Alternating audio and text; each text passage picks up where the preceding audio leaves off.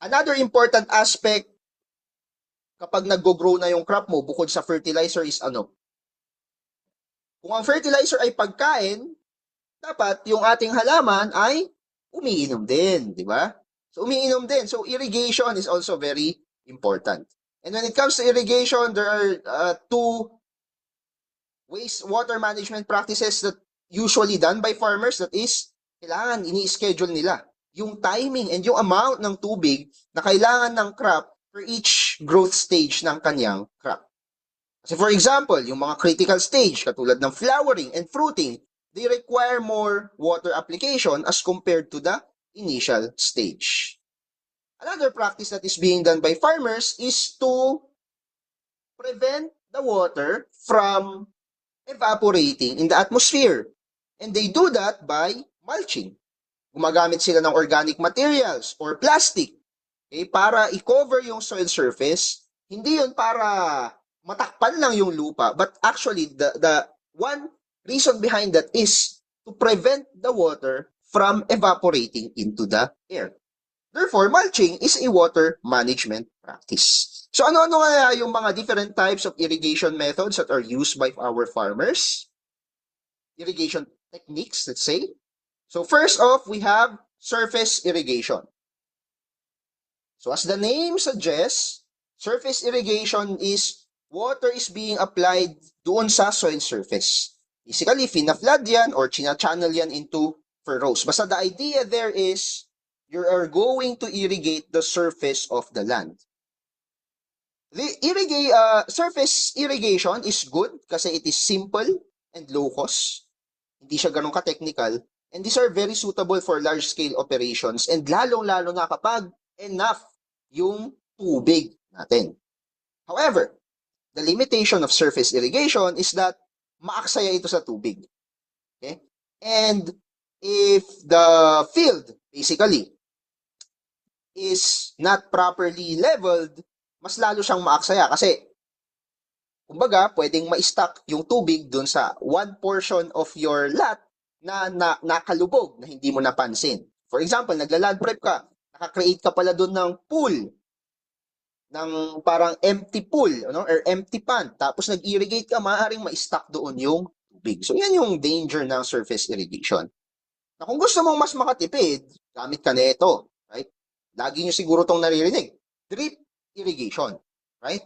So sa drip irrigation, water is directly delivered to the root zone ng ating halaman.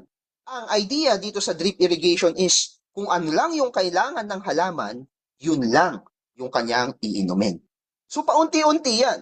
But it is very precise and it is very, very efficient. It can save you water by minimizing evaporation and runoff. And it ensures na yung ating halaman ay consistently may moisture.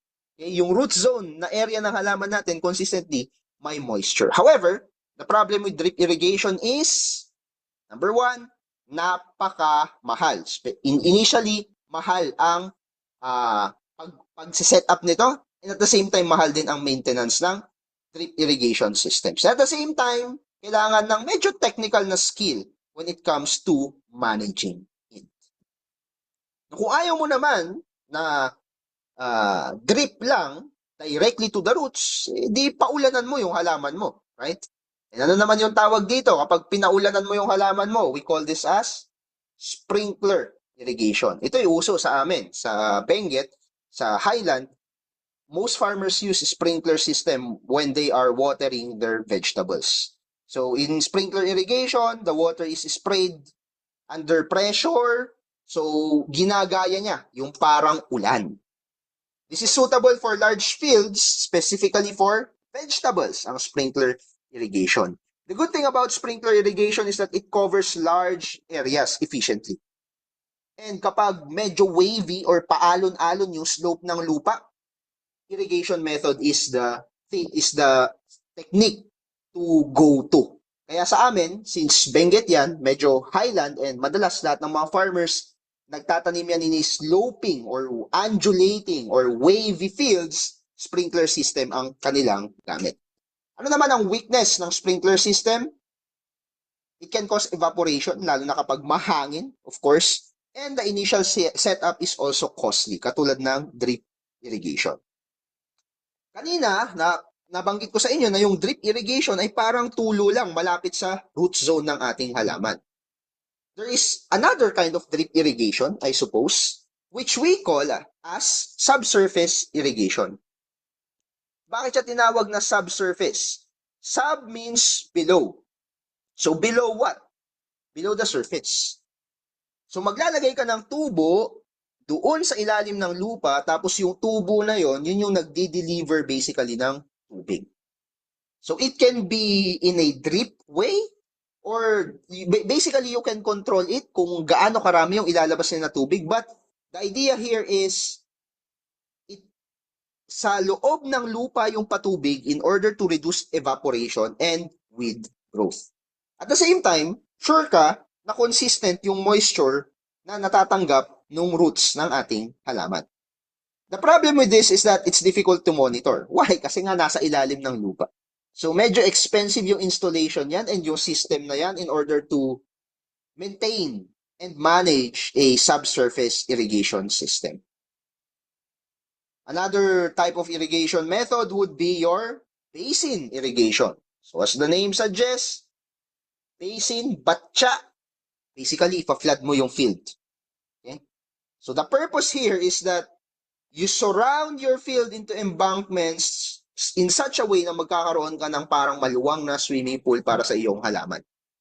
Of course, not all plants are bound for basin irrigation. Ito ay bound lang for some specific crops that are hydrophytes or mahilig sa tubig or kailangan ng maraming tubig katulad ng rice. Anong advantage nito? It reduces water loss and it is simple to construct and manage.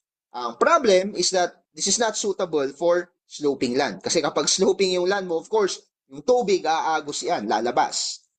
And at the same time, it requires frequent monitoring para ma-prevent yung, what do you call this, build up ng mga bacteria, pathogen, and peste na nandun sa tubig. Ito medyo makabago. Center pivot irrigation ang tawag dito. Center pivot irrigation. Center pivot irrigation. Now, in this particular technology, mayroon kang center. So ito yon, yun yung center dyan. Ito yon, yung area na yan, yun yung center. Tapos, may mahabang linya na nandyan. So this one, na basically, nag-i-spray siya ng tubig. So parang yung sprinkler system siya. What happens here? Kapag maluwang yung area mo, iikot yan, basically. Okay? So iikot yan up until such time na makover yung buong area mo. This is good. This is highly efficient and mamimake sure mo na uniform yung water application. At the same time, kapag ganyan kaluwang yung area mo, it does reduce labor requirement. Kailangan mo lang siguro ng technician to make sure na tama yung ikot ng iyong patubig. The problem with this is that it's high cost, okay? And of course, hindi ito nababagay kapag uneven yung lupa mo. Alright? Mostly bagay lang ito kapag flat na flat talaga yung iyong lupa. Another type of irrigation is what we call as furrow irrigation. So yung tubig, idadaan natin doon sa furrows, doon sa kanal na ginawa natin during land preparation. It's easy to implement, lower equipment costs ang furrow irrigation. However, kailangan precise yung leveling na ginagawa mo during your land prep method.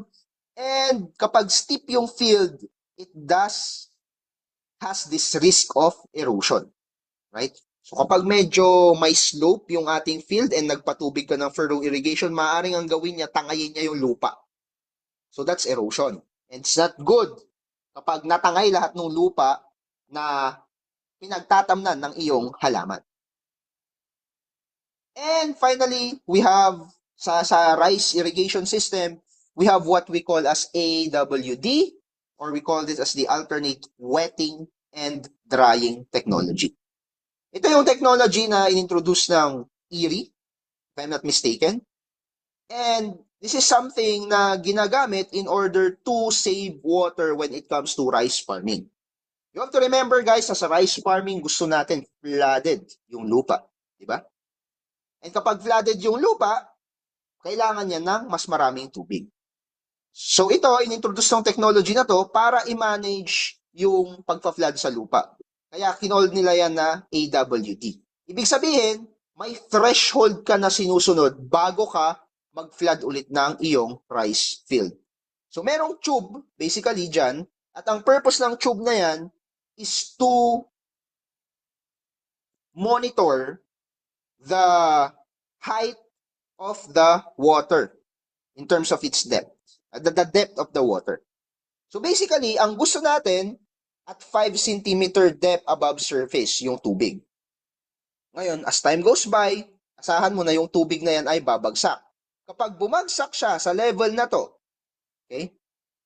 So bumagsak siya, makikita mo doon sa tube na nilagay mo na, uy, wala nang tubig at 15 centimeter depth below the surface, kailangan mo na ulit mag-replenish. Again, ang replenishment mo lang is up until 5 centimeter depth ulit. Kaya siya tinawag na alternate wetting and drying. Kasi alternately, lalagyan mo ng tubig, kapag na-dry, i-wet mo ulit.